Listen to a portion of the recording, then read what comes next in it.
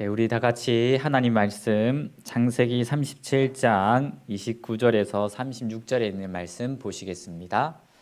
르우벤이 돌아와서 구덩이에 이르러 본즉 거기 요셉이 없는지라 옷을 찢고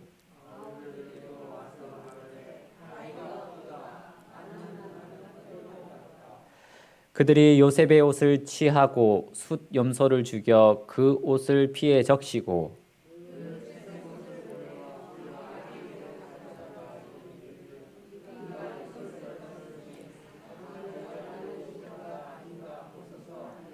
아비가 그것을 알아보고 가로되 내 아들의 옷이라 악한 짐승이 그를 먹었도다 요셉이 정령 찢겼도다 하고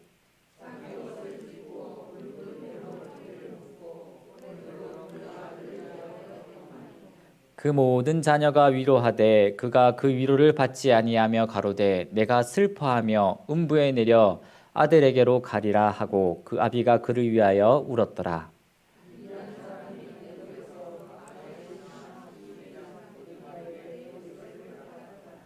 아멘.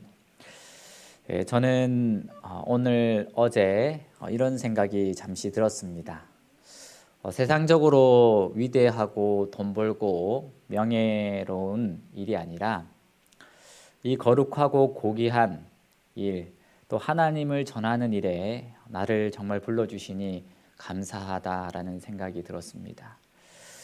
나는 과연 그럴 만한 자격이 있는가 생각해 볼 때 없었습니다. 그래서 정말 하나님 감사드립니다라고 기도를 드렸는데요. 그런데 오늘 이 본문에 나오는 이 요셉이 다른 사람도 아니고 이 친형들에게 옷 벗김을 당하고 또 상인들에게 요즘 말로 말하면 인신매매죠. 사람을 물건처럼 사고 파는 것입니다. 이 일을 형제들에게 당합니다.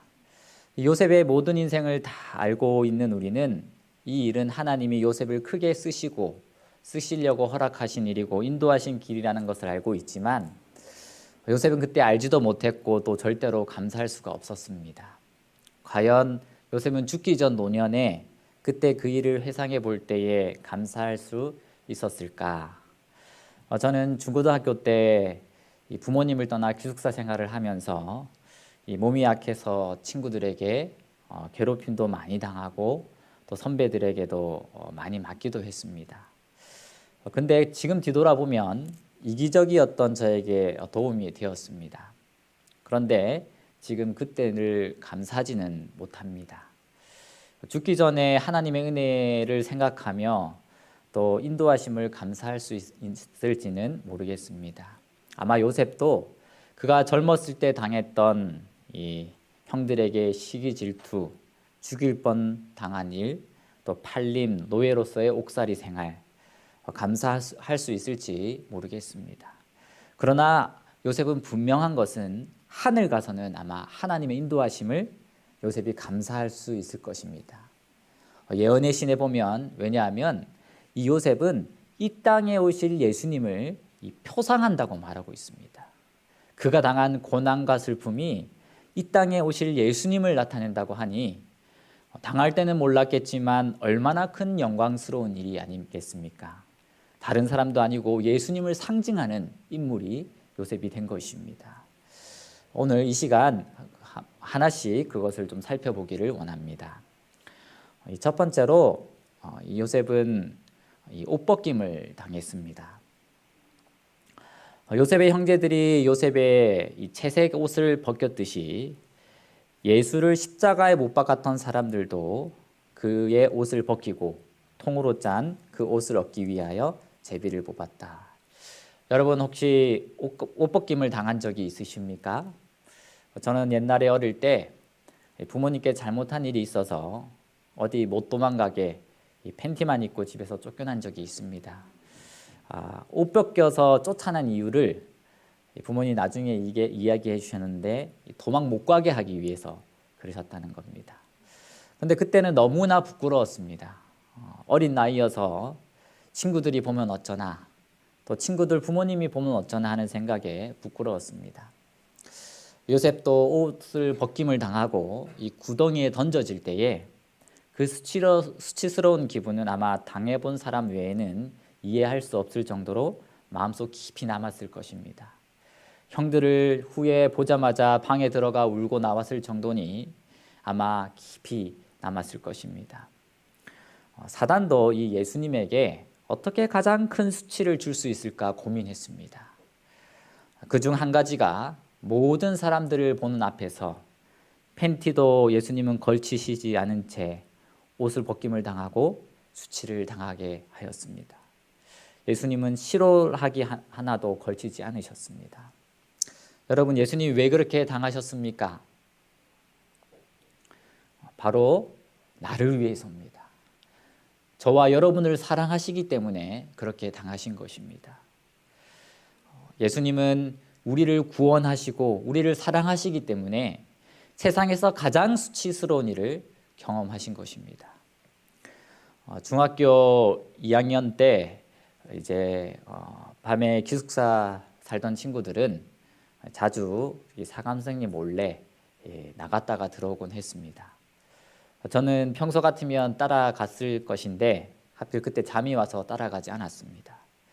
그런데 그때 가장 모범생이고 공부도 잘하고 인기도 많았던 친구가 딱 한 번 그날 당구장에 밤에 따라갔는데 그때 선도부장님이셨던 장한섭 선생님과 오세훈 스님에게 걸린 것입니다. 그 당시 인식의 당구장은 아주 나쁜 곳이었습니다. 그 일 때문에 이 부모님들이 다 학교로 걸린 학생들의 부모님이 소환되었다는 이야기를 듣고 만약 내가 갔더라면 나의 부모님도 나 때문에 이 부끄러운 일로 학교에 불러오셨을 텐데 라는 생각을 하니 가슴을 쓸어내린 적이 있습니다. 자랑스러운 일로 부모님을 학교에 오시게 하지는 못할 망정 내 잘못 때문에 부모님이 학교에 온다면 아들은 그 부모님 앞에서 얼마나 자괴감과 부끄러움이 들겠습니까? 그런데 사실 우리가 예수님께 매일 그렇게 하고 있는 것입니다. 내 생각이 옳다라는 잘못된 판단과 생각으로 인해서 남에게 준 상처 때문에 남을 미워하고 불평하는 일 때문에 다른 사람과 싸운 일 때문에 그런 모든 일들을 예수님이 직접 책임지시려고 나를 순결하고 깨끗게 해주시려고 예수님이 나의 죄를 위하여 십자가에 달려 돌아가신 것입니다. 그래서 이 십자가에는 하나님의 놀라운 사랑의 이야기가 담겨져 있는 것입니다. 예수님이 재림하실 때 이 홍포를 입고 오신다는 기록이 계시록에 나옵니다. 그가 피 뿌린 옷을 입었는데 그 이름은 하나님의 말씀이라 칭하더라. 세상의 모든 죄가 담겨진 피가 뿌린 옷입니다. 내가 지은 죄도 여기에 담겨 있을까요? 당연합니다. 김한식죄, 또 우리 재준호죄, 또 여기에 계신 한 분 한 분의 모든 죄들이 다 예수님이 직접 감당하셨습니다. 그래서 나를 책임져 주시기 위해서 죽을 수밖에 없는 나를 살리기 위해서 이 피 뿌린 옷을 입은 예수님은 이 요셉은 이 예수님을 표상하는 인물이 된 것입니다. 그러나 이 일은 참 힘들고도 외롭고도 슬픈 일이었습니다. 요셉에게. 그러나 이 요셉은 이 예수님의 길을 갖고 또 상징하고 나타냈습니다. 우리 사랑하는 성도 여러분, 예수님이 가신 그 길을 여러분도 가기를 원하십니까? 아멘 소리가 예상보다 큽니다. 지금 작은데도 저는 거의 안 나올 줄 알았어요. 아마 예수님이 가신 그 길을 가고 싶어하는 사람은 그렇게 많지 않을 것입니다. 예수님은 두 번째로 요셉과 예수님은 공격을 당하셨습니다. 여기 보면 이 그리스도께서는 자기 땅에 오셨지만 자기 백성이 영접지 않았다. 그는 의로웠기 때문에 반대와 멸시를 당하셨다. 그의 언행 일치된 생활, 자기 부정의 생활은 경건하다고 공언했지만 그 생활이 부패한 사람들에게 계속적인 책망이 되었다. 요셉의 고결하고 청렴, 결백한 인격은 불같은 공격을 받았다. 이 세상에서 당하는 고난은 두 가지가 있다고 합니다. 자기 욕심과 죄 때문에 당하는 고난, 이롭기 때문에 당하는 고난입니다. 저는 전자에 속합니다. 그런데 또 후자에 의롭기 때문에 고난을 당하는 분도 계실 겁니다. 아마 전자보다 이 후자 때문에 이런 일을 당한다면 정말 가슴 아픈 일이 될 수가 있습니다. 아무 잘못도 없고 오히려 의롭기 때문에 당하는 고난이기 때문입니다. 그런데 우리가 당하는 대부분의 고난은 자기 잘못으로 인해 당하는 고난이 많고, 의로워서 당하는 고난은 사실 손꼽힐 정도입니다.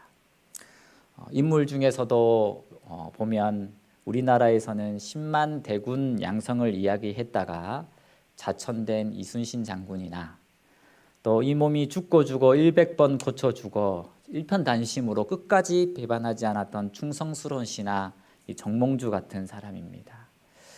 이런 사람들은 청렴결백한 사람입니다. 근데 특별히 요셉도 얼마나 청렴결백했는지, 이렇게 말을 하지 않았는데도 그의 너무나 깨끗한 모습이 그렇지 못한 사람에게 책망이 되었다는 것입니다. 그리고 예수님의 모습도 그러하였습니다. 아무 죄가 없으신 예수님은 인간을 창조하셨다는 이유로 오히려 죽임을 당하시고, 칭찬과 영광을 받으셔야 할 그분이 공격을 당하시고, 이 땅에서 피땀을 흘리시며 기도하시며 사람들에게 거절과 배척을 당하셨습니다. 저희 아버지가 목회를 제일 처음으로 나온 교회가 이 점촌교회였습니다. 저는 거기서 국민학교를 들어갔기 때문에 지금 기억에 남아있는 일도 있고 없기도 합니다.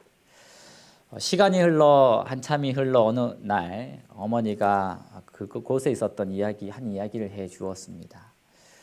어머니가 한 일은 아닌데 오해를 받아서 견딜 수 없는 일을 당해서 힘들어하고 있을 때, 심지어 아버지도 어떻게 했냐면 직원회 때 어머니를 불러서 사람들 앞에서 혼을 내셨다고 들었습니다. 어머니가 집 방 안에 들어가 울고 있을 때 아무것도 모르는 어린 제가 엄마가 울고 있으니까 다가가 눈물을 닦아주며 엄마 울지 마라고 했던 것이 참 힘이 되었다고 어머니가 들려주었습니다. 저는 기억이 나지 않지만 힘들어하고 슬퍼하는 자에게 하나님이 저를 통해 위로해 주시고 같이 아파해 주신 게 아닌가라는 생각이 듭니다. 예수님이 이 땅에서 그렇게 당하셨기 때문에 그 예수님이 사람들을 통해 혹은 또 때때로 우리 옆에 곁에 계셔서 그런 우리를 동정하시고 위로하실 수 있는 것입니다. 그래서 예수님은 이런 모든 것 때문에 나 때문에 이 모든 것을 다 당하신 것입니다. 세 번째로 이 예수님은 우리 때문에 팔리셨습니다. 요셉도 팔렸습니다. 요셉은 자기 형제들의 손에 의하여 적은 돈에 팔리었다. 예수도 그의 제자들 중 한 사람의 손에 의하여 가장 악한 원수의 손에 팔리었다. 이 팔다라는 뜻에는 사람을 돈을 받고 물건처럼 거래하다, 이 값을 받고 물건이나 권리 따위를 남에게 넘기다라는 뜻이 담겨져 있습니다. 그래서 이 요셉을 팔았다, 예수님을 팔았다라는 뜻에서는 이 사람으로 취급한 것이 아니라 물건으로 취급하고 그 사람의 권리나 인격이 완전히 없어진 상태를 말을 합니다. 우리 성도 여러분, 사람의 권리나 인격이 언제 없어집니까? 이 물건은 말하지 못하고 자기의 의지가 없습니다. 가치는 있을 수 있지만 생명이 없기 때문입니다. 다시 말하면 그 사람이 팔리거나 예수님이 팔리셨다는 것은 아예 죽은 상태를 말하는 것입니다. 그래서 요셉은 110세에 죽었지만 사실 팔렸을 때, 열몇 살 때 팔렸을 때 진짜 한 번 죽었고, 또 그가 운명을 다할 때 한 번 더 죽어서 두 번을 죽은 것입니다. 남자는 군대 갈 때 어떤 마음으로 가는지 아십니까? 훈련병 기간 때 이름이 없습니다. 몇 번 훈련병으로 불리는데요. 군대 다녀오신 분들은 아시겠지만 저는 군대 갈 때 죽었다라는 생각으로 갔습니다. 그래서 안식일을 지키게 해달라고 이야기할 수 있었습니다. 내가 좀 잘해보겠다, 군대에서 잘 지내봐야 하겠다라는 생각으로 있으면 절대로 안식일을 지키게 해달라고 말할 수가 없습니다. 왜냐하면 눈치 보이고 왕따를 당하기 때문입니다. 고참이 눈을 쓸고 있는데 교회 다녀오겠습니다라고 말을 해야 합니다. 그래서 이 예수님이 십자가에서 우리를 향해 보여주신 사랑은 자기 자신을 완전히 포기하고 자기를 죽이고 우리를 사랑하신 사랑입니다. 나를 위해 자기 자신을 버리시고 팔리시기로 결심하신 것입니다. 여기에 내 자식을 팔 수 있는 분 계십니까? 네. 아니면 내 부모님은 나를 1,000만 원 받고 파실 수 있다. 그런 사람 아마 없을 것입니다. 내 자녀가 내 자녀 목숨값을 요구할 때 1억 아니 그보다 더 높은 금액을 주고 살 수는 있어도 여기 계신 분들 중에는 돈을 받고 내 자식을 팔 분은 없을 것입니다. 그런데 혹시 이런 생각해 보셨습니까? 예수님이 나를 구원하기 위해서 예수님을 이 땅에 파신 것입니다. 더 정확한 표현은 예수님이 팔리시기로 선택한 것이죠. 우리를 얼마나 사랑하시기에 그렇게 하셨는지 우리는 생각해 봐야 합니다. 중학교 시절에 저희 때는 핸드폰도 없었고 또 이 삐삐도 귀하던 시절에 어디든지 들고 다닐 수 있는 이 손바닥만한 카세트 테이프 플레이어가 아주 인기가 있었습니다. 제가 중학교 시절에 20만 원 좀 하였으니 그때 반에서 가지고 있는 친구가 5, 6명도 안 되었던 걸로 기억합니다. 그런데 그것을 가지고 싶다는 제 말에 아버지는 어느 날 사주셨습니다. 너무 좋아서 자율학습 시간에 듣고 있으면 제가 좋아했던 여학생이 빌려달라는 소리에 기쁜 마음으로 빌려주었던 적도 있었습니다. 그래서 그때 아버지가 날 정말 사랑하시는구나라는 것을 느꼈습니다. 아마 아버지도 저에게 사주시면서 이런 마음을 전하고 싶으셨을 것입니다. 예수님도 이 십자가를 통해서 우리에게 알려주시고자 하셨던 것은 우리에게 영원한 생명을 주시면서 정말 강력한 예수님의 메시지는 나의 목숨보다 더 너를 사랑한다는 것입니다. 이 사실이 세상에 알려지기를 원하셨던 것입니다. 요셉은 이 사실을 깊이 깨닫고 또 예수님을 가장 잘 나타낼 수 있는 사람이 될 수 있었고 또 형제를 용서할 수 있는 사람이 될 수 있었습니다. 옷벗김을 당하시고 멸시와 고소를 당하시고 팔리신 이 예수님의 모습은 참 사랑이신 예수님을 우리에게 가장 잘 나타내고 있습니다. 그 사랑이 오늘 저녁 우리 마음에 가득 흘러 넘치기를 간절히 바랍니다. 여러분, 우리가 이렇게 예배드리고 또 말씀을 보고 기도드리는 이유가 무엇입니까? 이 성경에 대한 지식을 더 높이기 위해서입니까? 절대로 아닙니다. 무엇을 느끼기 위해서입니까? 그분이 나를 얼마나 사랑하시는지를 느끼기 위해서 우리가 하는 것입니다. 우리 청년들도 무언가를 하기를 위해서 계획하기보다는 하나님의 사랑을 느껴야 합니다. 제가 늘 방황하던 청년 시절에 하나님께 어떻게 돌아올 수 있었냐면 하나님이 나를 포기하지 않으시고 정말로 하나님이 날 사랑하시다는 것을 제가 깨닫고 제가 목회의 길을 포기하지 않고 지금까지 올 수가 있었습니다. 여러분, 이 예수님의 이 햇빛이 늘 우리에게 비치는 것처럼 또 우리가 숨을 쉬고 살아갈 수 있는 것처럼 하나님은 시각 매 초마다 우리에게 알려주고 싶어 하시는 사실은 정말로 하나님이 우리를 목숨보다 더 사랑하신다는 사실입니다. 여러분, 사랑을 느끼면 어떻게 될까요? 우리의 얼굴에 빛이 날까요? 예, 하나님의 사랑을 느끼면 분명히 하나님의 영광을 아는 빛이 우리 얼굴에 나타날 겁니다. 그 사랑을 느끼면 우리 삶에 변화가 일어날까요? 예, 일어납니다. 내가 미워하던 게 사랑하고 내 사랑하던 게 미워질까요? 예, 그 첫 번째 시작은 하나님을 사랑하는 일부터 시작되는 것입니다.